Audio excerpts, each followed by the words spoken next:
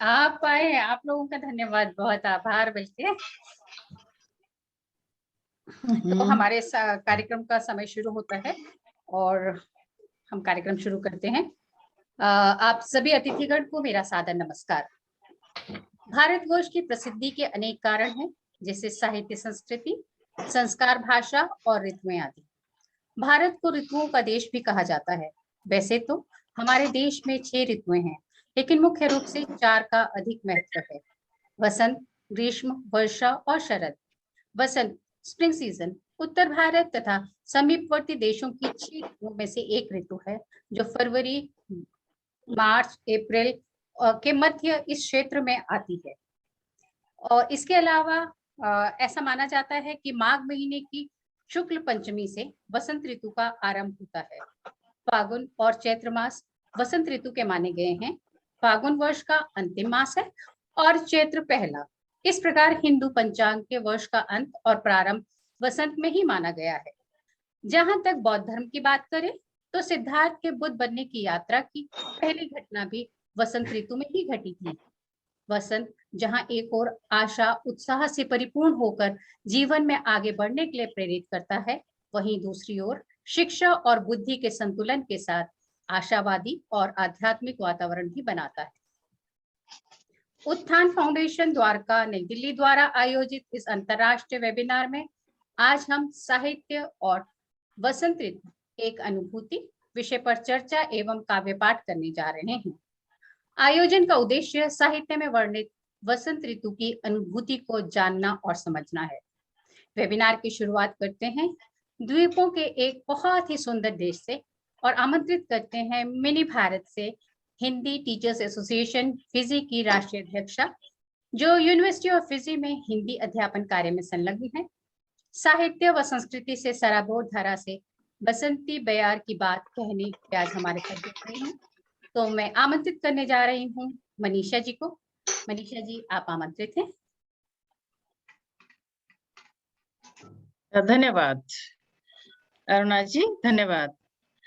कार्यक्रम आयोजिका श्रीमती अरुणा जी, मुख्य आप सुन पा रहे हैं मुझे सब? हाँ जी, सुन पा रहे हैं जी। मनीषा जी सुन पा रही हूँ सर। भेज मुख्य अतिथि महोदय लैला जी, आदरणीय डॉक्टर कमलेश कांति वर्मा जी, विभिन्न देशों से जुड़े हुए साथी वक्ता, आप सबको मेरा सादर नमस्ते। अरुणा जी, बहुत सुंदर सा विषय। नमस्ते सभी को। अरुणा जी, आपने बहुत सुंदर विषय लिया है और बड़ा यूनिक विषय है। आज पहली बार मैं इस विषय पर कुछ रखने जा रही हूँ। तो बहुत सुंदर सा विषय है, साहित्य और बसंत ऋतु एक अनुभूति। ऋतुएं और ऋतु परिवर्तन ही साहित्य सौंदर्य का आधारशिला है। ये जितने भी हम साहित्य देखे उनमें हमें ऋतुओं का वर्णन अवश्य मिलता है। महाकवि कालिदास का भी मेघदूतम प्रकृति के सौंदर्य का अद्वितीय उदाहरण है और उसके बराबर का आज तक और कोई ऐसा साहित्य मिलता नहीं जो संस्कृत में है। तो ऋतुओं का और हमारे साहित्य का आपसी बहुत गहरा संबंध है। प्रकृति सौंदर्य ने सदैव साहित्य को संवारा है, सजाया है और आकर्षक बनाया है। हिंदू कैलेंडर के आधार पर भी 6 ऋतुओं में से बसंत ऋतु का सौंदर्य बड़ा ही आकर्षक और मन भावन होता है और लगता भी है, सबको आनंद देने वाला भी रहता है। बसंत को सभी ऋतुओं का राजा भी कहते हैं और इस अवसर पर मैं बसंत ऋतु पर मैं अपनी एक छोटी सी कविता प्रस्तुत करने जा रही हूँ, जो मैंने स्वयं लिखी है। आप सबको शायद पसंद आएगी। ऋतुओं का राजा बसंत, ऋतुओं का राजा बसंत, छटा सुहानी आनंदित। ऋतुओं का राजा बसंत, छटा सुहानी आनंदित। ऋतुओं का राजा बसंत। बागों में हरियाली छाई, बागों में हरियाली छाई, नव जीवन उल्लास भरा। बागों में हरियाली छाई, नव जीवन उल्लास भरा। पक्षी निकल पड़े नीड़ों से, पक्षी पक्षी पक्षी निकल पड़े नीड़ों से, नव गुंजन का गान भरा। ऋतु बसंत का आगमन, ऋतुओं का राजा बसंत, छठा सुहानी आनंदित। ऋतु परिवर्तन संकेत निराला, ऋतु परिवर्तन संकेत निराला, ठिठुरन भरी ठंड का अंत, ठिठुरन भरी ठंड का अंत, तापमान में नमी आ गई, तापमान में नमी आ गई, होने लगा सुखद आनंद। ऋतुओं का राजा बसंत, ऋतुओं का राजा बसंत, छठा सुहानी आनंदित। पेड़ों पर हरियाली छाई, पेड़ों पर हरियाली छाई, फूलों की फैली सुगंध, पेड़ों पर हरियाली छाई, फूलों की फैली सुगंध, प्रकृति में सक्रियता छाई, प्रकृति में सक्रियता छाई, मन में भरने लगी उमंग। ऋतुओं का राजा बसंत, ऋतुओं का राजा बसंत, छठा सुहानी आनंदित। नई नई कोपलें खिली हैं, नई नई कोपलें खिली हैं, कोमल आशाओं की खान, कोमल आशाओं की खान, पशु पक्षी मानव जीवों को, पशु पक्षी मानव जीवों को देती नव आशाओं का भान। ऋतुओं का राजा बसंत, ऋतुओं का राजा बसंत, छठा सुहानी आनंदित।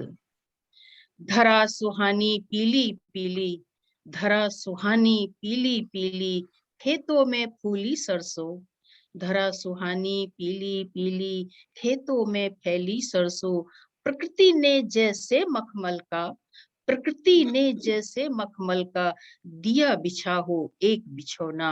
ऋतुओं का राजा बसंत, ऋतुओं का राजा बसंत, छठा सुहानी आनंदित।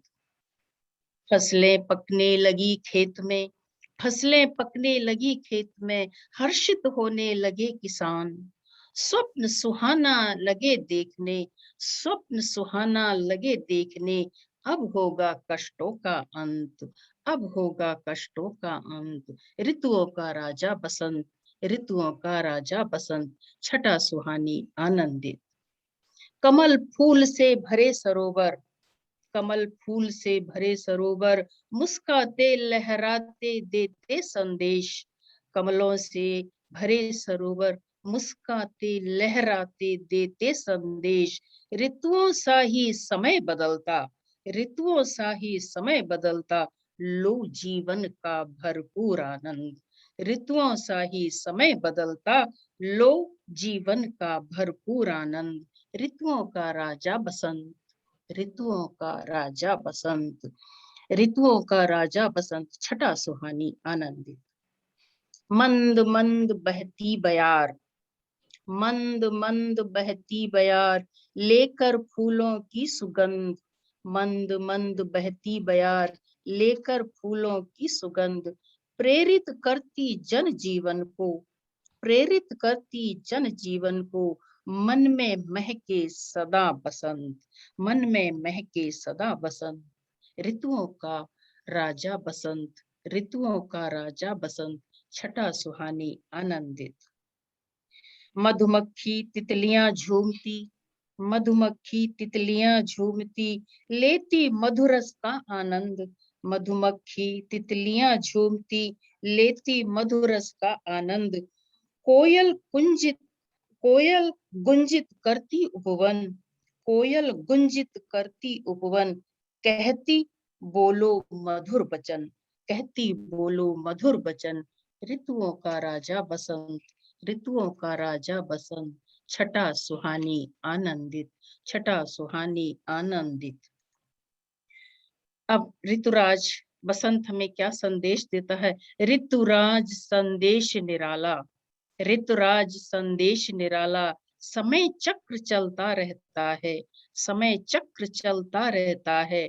ठिठुरन ठिठुरन ठंड, कभी तपती धरती, तो कभी बसंत सुखद आनंद, तो कभी बसंत सुखद आनंद। ऋतुओं का राजा बसंत, ऋतुओं का राजा बसंत, छठा सुहानी आनंदित। छठा सुहानी आनंदित। प्रकृति के परिवर्तन जैसा, प्रकृति के परिवर्तन जैसा मानव जीवन चक्र निराला। प्रकृति के परिवर्तन जैसा मानव जीवन चक्र निराला। बीतेगा जो समय कष्ट का, बीतेगा जो समय कष्ट का, होगा जीवन सतरंगी हरियाला। ऋतुओं का राजा बसंत, ऋतुओं का राजा बसंत। ये हमें ऋतुराज से शिक्षा मिलती है। तो इसमें मैंने लाइन में कोशिश की है, प्रकृति के परिवर्तन जैसा मानव जीवन चक्र निराला, मानव जीवन चक्र निराला। बीतेगा जो समय कष्ट का, बीतेगा जो समय कष्ट का, होगा जीवन सतरंगी हरियाला, होगा जीवन सतरंगी हरियाला। ऋतुराज, ऋतुओं का राजा बसंत, ऋतुओं का राजा बसंत। छठा सुहानी आनंदित। बागों में हरियाली छाई, नव जीवन उल्लास भरा। पक्षी निकल पड़े नीड़ों से, नव गुंजन का वो गान शायद भरा। मीटिंग का ऋतुओं का राजा पासवर्ड वगैरह बसंत, मांगेगा। ऋतुओं का राजा बसंत। छठा सुहानी आनंदित, छठा सुहानी आनंदित। ये मैंने, धन्यवाद सुनने के लिए। ये मैंने कुछ कोशिश की, बसंत ऋतु की कुछ जो अच्छी अच्छी बातें मुझे मेरे दिमाग में थी, उनको मैंने एक कविता में लाने का प्रयास किया है। और ऋतु, बसंत ऋतु की तरह ही हमारे जीवन में भी परिवर्तन आता रहता है। तो हमें भी बसंत ऋतु से काफी कुछ सीखना चाहिए कि जो समय अभी है कष्ट का है, तो आएगा लौट कर अच्छा समय। तो इन चंद शब्दों के साथ अरुणा जी, मैं आपको बहुत बहुत धन्यवाद देती हूँ इसमें भाग लेने के लिए। आपने मुझे चुना और इस लायक सोचा कि मैं कुछ कह सकती हूँ कविता, तो मैंने एक छोटी नहीं सी नहीं, कविता बहुत रखने का धन्यवाद प्रयास मनीषा किया था। जी। धन्यवाद। नहीं, बहुत धन्यवाद। और मुझे ये खुशी हुई कि जिस विषय को मैंने चुना उसको आपने सार्थक, पहले ही हमारी पहली प्रस्तुति में हम ये कहें कि हमारे पहले वक्ता ने ही उसे जस्टिफाई कर दिया कि मैंने सही विषय चुना था, कि बिना यस साहित्य जो यस है यस, वो वसंत बेकार है, और वसंत के बिना साहित्य सोच नहीं जी सकते हैं। बेकार है। तो कवियों ने ही शायद वसंत को ऋतुराज भी बना दिया अपनी अनुभूति जी से। जी जी जी। जी। तो इस बहुत अच्छे वक्तव्य के लिए बहुत बहुत धन्यवाद। और अब मैं आमंत्रित करने जा रही हूँ हिंदी शिक्षिका और नवोदित कवित्री, जिनके यहाँ वर्ष भर वसंत ऋतु डेरा डाले रहती हैं, और जब कभी उसे कहीं जाना होता है तो अपनी बहन बरखा को छोड़ जाती हैं। आजकल वहाँ बरखा है या वसंत बहार, जानते हैं। सूरीनाम से जुड़ी सूरीनाम हिंदी परिषद की सदस्य और इस वेबिनार की मुख्य अतिथि लैला लाला राम जी से। लैला जी, आप आमंत्रित हैं। बहुत धन्यवाद। सभी को नमस्ते। और हम यहाँ पर सूरीनाम में है। मैं एक छोटी सी कविता से आपकी सेवा करूंगी। और सेवा करने से पहले ये भी बता दूं कि वसंत के बारे में जब है तो हमारे देश में मुख्य रूप से दो ही ऋतुएं हैं, या तो बरसात या तो गर्मी। तो बरसात भी है तो उसमें छोटी बरसात होती है और बड़ी बरसात। गर्मी भी है तो छोटी गर्मी और बड़ी गर्मी दोनों होती है। तो जैसे बरसात, छोटी बरसात जब होती है तब दिसंबर और जनवरी में से होना चाहिए, और छोटी गर्मी फिर होती है फरवरी से लगभग अप्रैल के अंत तक। और फिर बड़ी बरसात आती है, वो होता है अप्रैल और मध्य अगस्त तक। फिर मध्य अगस्त से नवंबर के अंत तक, तब बहुत बड़ी गर्मी होती है। हम लोग सूरीनाम में झूरा भी कहते हैं, यहाँ पर बहुत झूरा है। तो पर बात यह है कि जो जलवायु परिवर्तन हुए हैं, इसके कारण अब ठीक रूप से ये पता नहीं चलता कि कब बरसात है कब झूरा। पर बड़ी झूरा जब आ जाती है तो पता लग जाता है, काफी गर्मी होती है और बरसात में भी। पर पहले हम लोग को याद करना पड़ता था स्कूल में कि इस दिन से उस दिन तक छोटी बरसात, इस दिन से। पर अब ऐसे नहीं है, परिवर्तन आ गए है उसमें। हम लोगों के यहाँ पर तापमान तो लगभग 20 से 35 के बीच में हमेशा रहते हैं। और हम लोग के शायद हम लोग भूमध्य यानी इक्वातोर, भूमध्य रेखा के आसपास में है, इसलिए हम लोगों के ये ऋतु भाग्य में है। अच्छा, मैं एक छोटी सी कविता सुनाऊंगी। मनीषा जी इतना सुंदर ढंग से सुनाई, मैं तो अभी कोशिश कर रही हूँ छोटी कविता सुनाऊंगी, वो भी प्रकृति और ऋतु के बारे में। सुबह की ओस ओढ़ ओढ़ कर पेड़ पत्ते कलियां, दृश्य ये खो न जाए बिताते हम इसी में कुछ घड़ियां। चिड़िया डालियों पर उड़ उड़ कर मचाती रहती शोर, क्षण में पानी बरस कर नहलाता सभी को चारों ओर। पशु दिन भर खेत में रहते हो धूप चाहे छाँव, ये सब झेल कर खुशी से खेती करती रहती पूरे गांव। लगभग 90% ढके हुए है देश अकछूनन वनों से, गर्व छलकता है हमेशा इनके ऊंचे ऊंचे तनों से, गर्व छलकता है हमेशा इनके ऊंचे ऊंचे तनों से, गर्व छलकता है हमेशा इनके ऊंचे ऊंचे तनों से। धन्यवाद सुनने के लिए। ये छोटा सा प्रयास था। धन्यवाद। बहुत सुंदर आपकी। नैला जी बहुत अच्छा प्रयास नहीं बल्कि हम कहेंगे एक बहुत मधुर गीत जैसा आपने हमारे सामने पेश किया। तो मुझे कहीं भी इस बात के लिए सोचना नहीं पड़ेगा अगली बार कि आपको हिंदी के कविता के लिए बुलाया जाए या नहीं। आपका ये प्रयास हमारे लिए, इसके लिए मैं हृदय से धन्यवाद करती हूँ और उम्मीद करती हूँ कि आप मेरे साथ एक प्रॉमिस किया है। मैं आपको सबको बता दूं कि लैला जी से मैंने ये प्रॉमिस किया है कि मैं इनको 5-10 कविताएं मैं इनसे लिखवा के रहूंगी। तो अभी ये तीसरी पे पहुंच गई है। आप सब यही दुआ कीजिए कि हम साथ मिलके साथ और पूरी कर लें। अच्छा, कोशिश करूंगी। सबको बता दें अपनी बात। तो सब लोग दुआ करेंगे और आप पक्का 10 की 10 कविताएं लिख लेंगी। मुझे खुशी होती है और जिस पर्पस से हमारा ये संस्था काम करती है हिंदी की व्यापकता के लिए, और लोगों ने बहुत पहले भी देखा होगा कि हम हिंदी के क्षेत्र में काम करते हैं, तो मेरा यही उद्देश्य होता है कि ज्यादा से ज्यादा लोग, हम मानकीकरण को लेके नहीं बैठते हैं। हम कोशिश ये करते हैं कि विश्व में, वैश्विक परिप्रेक्ष्य में हिंदी को देखा जाए, उसका विस्तार किया जाए, उसकी व्यापकता को देखा जाए। तो इसी संदर्भ को आप पूरा कर रही हैं लैला जी, बहुत बहुत धन्यवाद।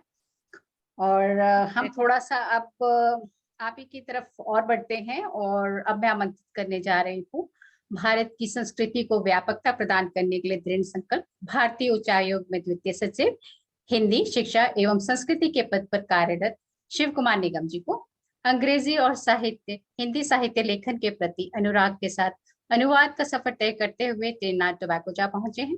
और मैं उनसे अनुरोध करती हूँ कि वे वहां की धरती पर फैले वसंत को इस वेबिनार में हमसे साझा करें।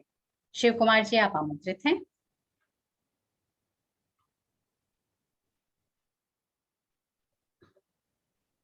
आवाज आवाज आवाज जी, अब आवाज आ रही है? जी जी जी आ रही है। जी जी, सभी को नमस्कार। आदरणीय गुरुवर विमलेश कांति वर्मा जी बैठे हुए हैं। मैं तो चाह रहा था कि पहले उनका आशीष वचन सुनूं, बाद में बोलूंगा, लेकिन आपने मुझे पहले झोंक दिया, तो चलिए कोई बात नहीं, मैं अपनी बात कहता हूँ। आप उसको भी फोन करोगे, संतोष को भी? अच्छा, संतोष को भी फोन करोगे? आप म्यूट कर लें, अपनी बात खत्म हो जाए आपकी, तो फिर मैं शुरू करूं। सब लोग ना ढूंढ रहे हैं अभी शिव कुमार जी, ऐसा हो रहा है कि अभी सब लोग लिंक ढूंढ रहे हैं, इसीलिए ये फोन बिल्कुल हाँ, तो कुछ ना कुछ बिल्कुल ये व्यवधान थोड़ी देर चलेगा, तो कोई बात नहीं। लेकिन ये सब चीजें, these are very part of our this programme, virtual setup, we can say. तो तो मैं कार्यक्रम की मुख्य अतिथि आदरणीय लाला राम जी, गुरुवर डॉक्टर विमलेश कांति वर्मा, आदरणीय प्रोफेसर वीणा शर्मा जी, निदेशक केंद्रीय हिंदी संस्थान आगरा, देश विदेश से इस वेबिनार में शामिल वक्तागण, प्रतिभागी और मित्रों, आप सभी को वसंत ऋतु के आगमन की हार्दिक बधाई। मेरे लिए यह बहुत सम्मान की बात है और बड़ी आत्मीयता की बात है, अरुणा जी का ये स्नेह और आशीर्वाद, और मुझे हमेशा आमंत्रित करते हैं। मैं इसके लिए सबसे पहले उनका विशेष रूप से आभार व्यक्त करता हूं कि उन्होंने मुझे इस महत्वपूर्ण वेबिनार से जोड़ा और आप सबके बीच अपनी बात कहने का मौका दिया। मेरा ये मानना है, जैसा कि सब विशेष रूप से साहित्यकार लोग ऐसा मानते हैं कि वसंत ऋतु को ऋतुराज कहा जाता है। इस दौरान विशेष रूप से भारत में समशीतोष्ण जलवायु और मौसम सुहाना हो जाता है। सुहाने मौसम में मन आनंदित और आह्लादित हो रहता है, मानव की सृजनशीलता में अपार वृद्धि हो जाती है।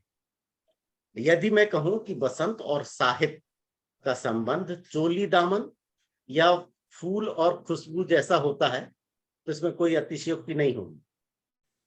साहित्य सृजन केवल तभी संभव है जब मन या तो अत्यंत प्रसन्न हो या फिर कोई असाधारण पीड़ा उसे परेशान कर रही हो।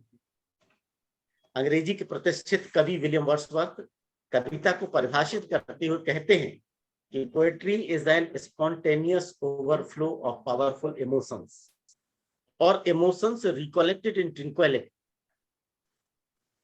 किसी अन्य कवि ने भी कहा है कि दिल से निकले वो है गीत, और ऐसा तब होता है जब आपके आसपास का परिवेश खुशनुमा हो, मौसम सुहाना हो।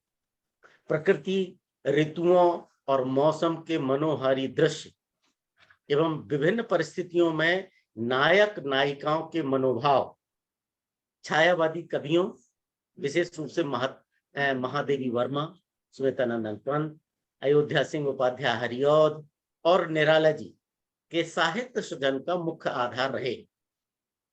महाकवि कालिदास ने जिस बारीकी से प्रकृति का मानवीकरण किया है, उसे आज भी साहित्य जगत की अप्रथम उपलब्धि माना जाता है।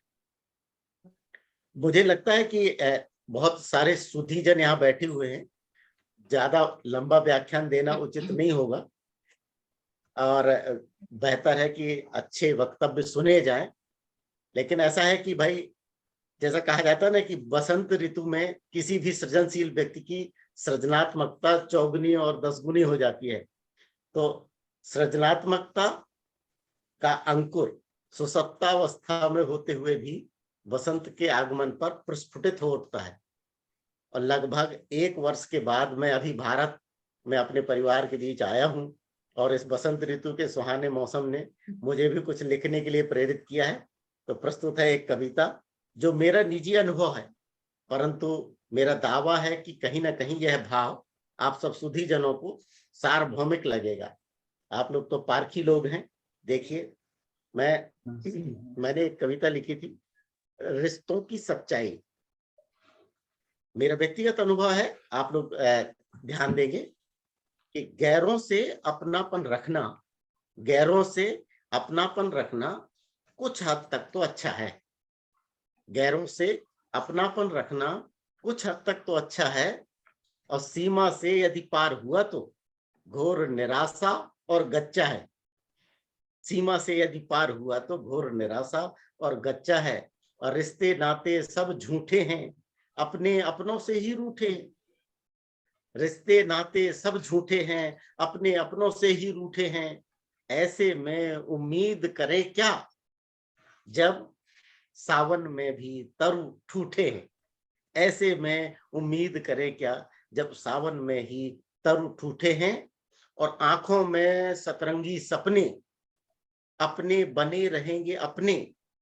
आंखों में सतरंगी सपने अपने बने रहेंगे अपने। ऐसा केवल होगा तब तक, हित बाधित ना होगा जब तक। ऐसा केवल होगा तब तक, हित बाधित ना होगा जब तक। और समय परीक्षा ध्यान चाहूंगा सुधीजनों का कि समय परीक्षा का आता है, कलई खुलने का भय छाता है, और बस रुसवाई और रूसा रूसी, भान हुआ रिश्ता कच्चा है। भान हुआ रिश्ता कच्चा है, और हमने बस इतना सीखा है, हमने बस इतना सीखा है, हित न किसी का गर हो पाए, भूल से भी अहित ना उसका हो जाए। और हमें पता है दिल अपना अच्छा है, हमें पता है दिल अपना अच्छा है।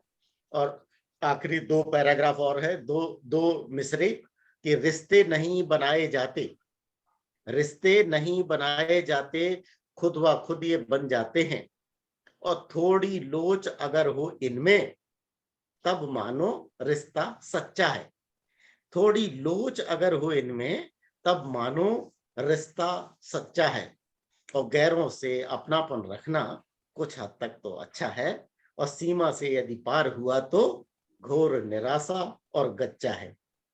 अंत में मैं अपनी बात एक वाक्य में कहना चाहूंगा। निष्कर्ष के रूप में मैं केवल यह कहना चाहता हूं कि वसंत ऋतु साहित्य सृजन के लिए उद्दीपन और उत्प्रेरक का काम करती है, रचना धर्मिता में निखार लाती है, और साहित्य को लोकप्रिय, कर्णप्रिय और सहज स्वीकार बनाती है।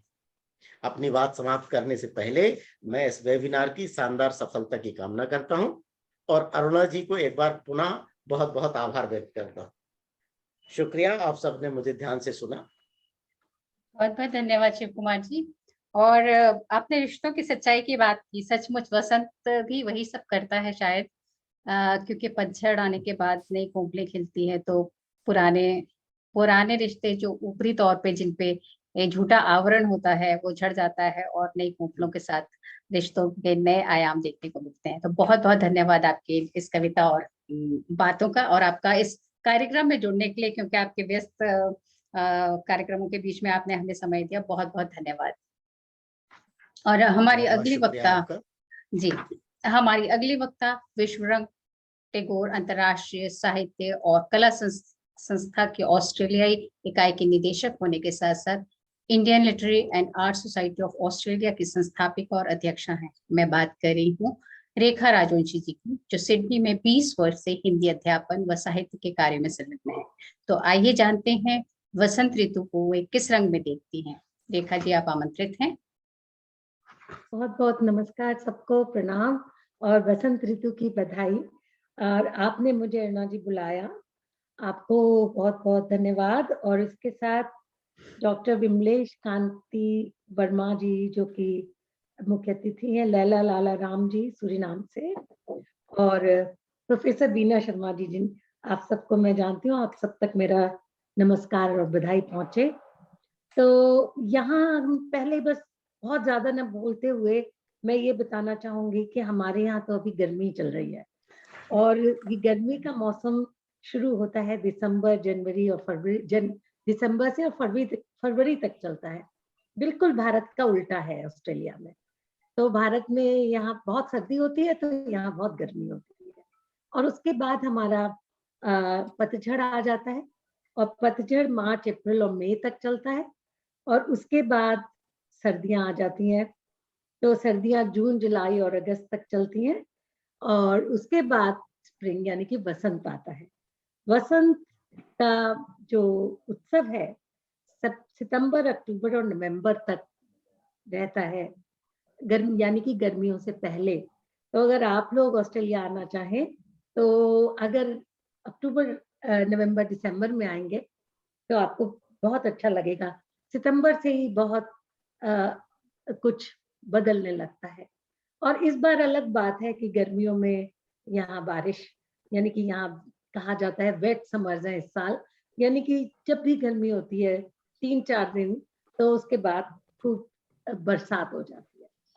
तो ये इस बार का है। और जैसा कि हर जगह सबको पता है कि वसंत एक ऐसा मौसम है जो कि जीवन को, जिजीविषा को जगाता है। बहुत सारे पक्षी और जानवर, पशु पक्षी सब, बच्चे इन दिनों उनके होते हैं और नव पल्लव, नए नए फूल, पूरा माहौल बहुत खूबसूरत हो जाता है। तो एक ऐसा मौसम होता है। मैंने जब वर्णा जी का मुझे संदेश आया, मैंने कोशिश की थी एक नया गीत लिखूं। गला बहुत अच्छा नहीं है, लेकिन कोशिश की हूं पढ़ने की।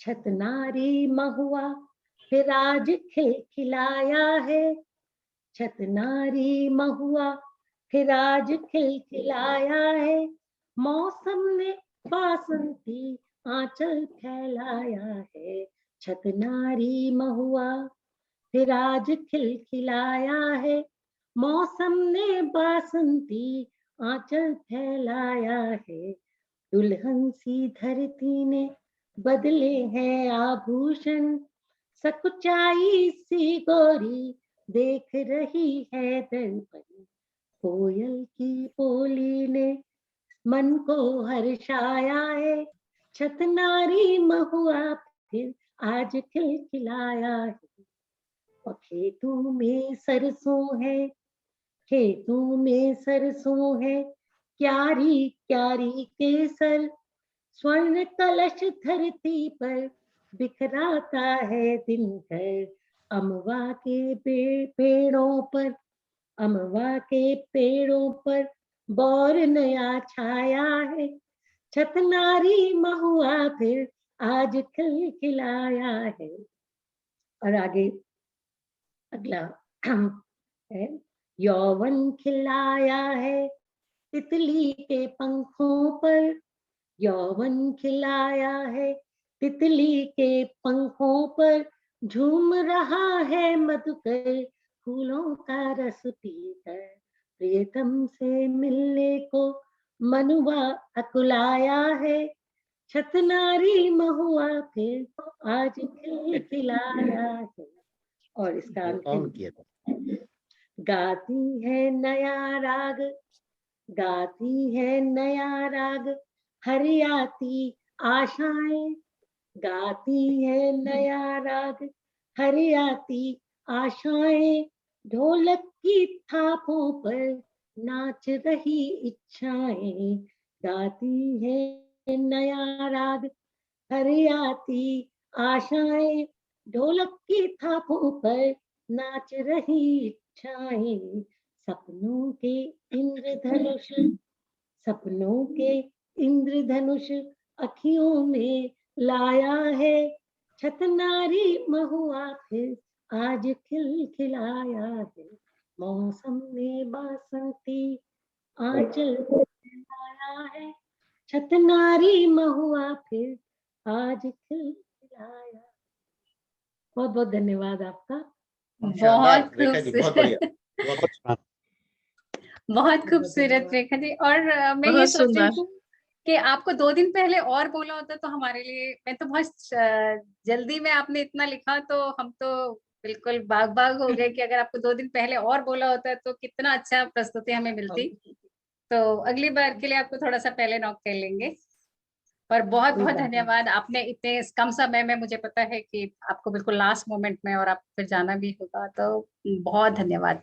और सबसे अच्छी बात जो मुझे, जी हाँ बोलिए। मैं आप सबको सुनती रहूंगी, वो बात अलग है कि आलोक राजवंशी मेरे हस्बैंड का नाम है और उन्हीं का कंप्यूटर इस्तेमाल कर रही हूँ मैं।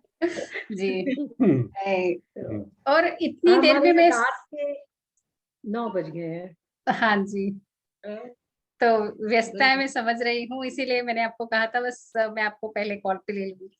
तो बहुत बहुत शुक्रिया जुड़ने के लिए। और इसके बाद जी, मैंने कहा सबका आभार और मैं सबको सुनती रहूंगी। जी शुक्रिया।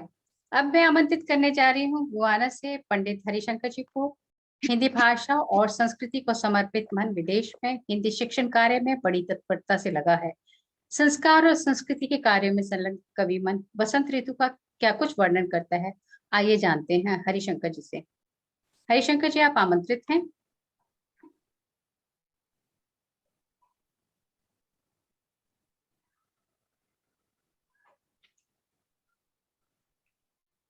जी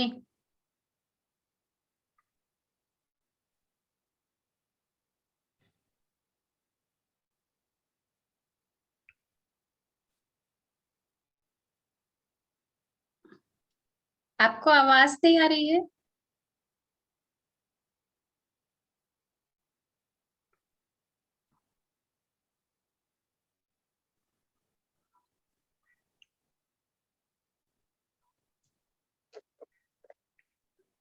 आप शायद म्यूट हैं।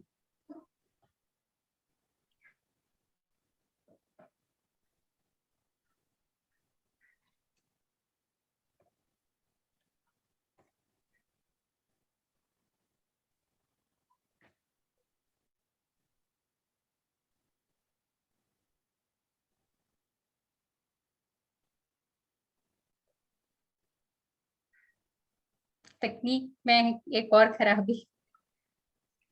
हम्म।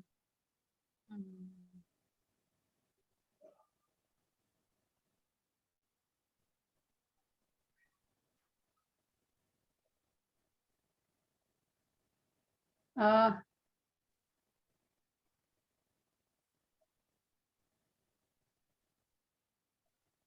शायद हम आप म्यूट हैं। आप म्यूट।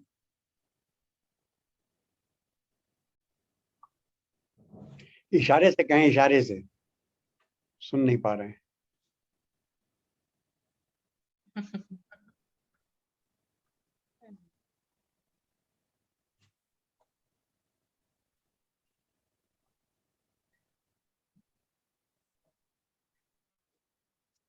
म्यूट है उनका म्यूट है। जी।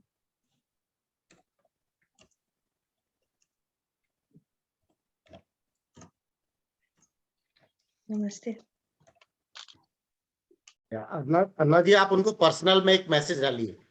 हाँ, मैं इसीलिए पर्सनल डाल रही में हूँ। हाँ जी, वो मुझे लिख रहे हैं कि उनको सुनाई नहीं दे रहे। हम चैट बॉक्स में पर्सनल में उनको एक मैसेज डाल दिए। डाल दिया। मैं इनको फिर करती हूँ, कॉल करती हूँ। उससे पहले हम थोड़ा सा आगे बढ़ते हैं और मैं अब अपने अगले वक्ता को बुलाने जा रही हूँ। अब मुझे सुनाई दे रहा है बहन जी, अब सुनाई देने लगा मुझे। अरे वाह। हाँ जी, नमस्कार। नमस्कार। निगम भाई साहब सॉरी यही फॉर कह रहे थे थोड़ी देर पहले कि तकनीक के चलते चलते, तो वो तकनीक का एक और पहलू देखिए, हमें पता चला कि सब लोग वेट कर रहे थे। तो एक्चुअली मैं पहली बार ज्वाइन कर रहा हूँ जूम पर, जी और दूसरे ऐप पे मैं बहुत ज्वाइन करता हूँ, तो अभी पता नहीं था, अब पता लग गया सारी चीजें। जी।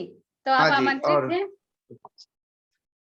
हाँ, मैं तो हाँ, टाइम थोड़ा मिला तो मैं ऐसे ही बैठ गया हूँ।